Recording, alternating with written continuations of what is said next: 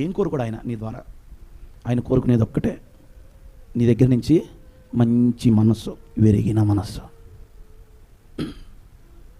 విరిగిన మనసే నీకే ప్రియమో యేసునాదా,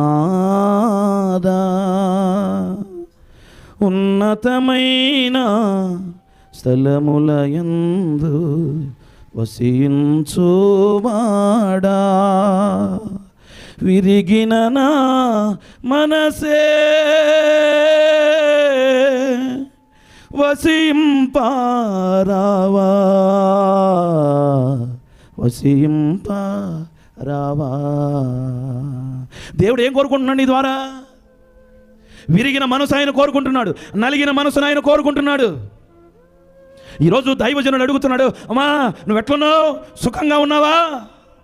మనస్సులో ఎంతో ఆవేదన పెట్టుకుని, గుండెల్లో బాధ పెట్టుకుని సుఖంగా ఉన్నానయ్యా అని అన్నావా? ఎందుకు దేవుడు అడిగాడు? నువ్వు ఎట్లున్నావు, సుఖంగా ఉన్నావా అని దేవుడు ఎందుకు అడిగాడు?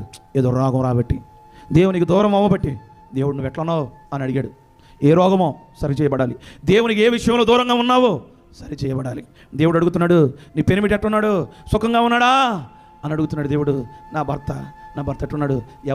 ఎవరైతే నన్ను సృష్టించాడో ఆ సృష్టికర్త, నన్ను సృష్టించిన వాడే దేవుడైన యెహోవా, ఆయనే నాకు భర్తగా ఉన్నాడు.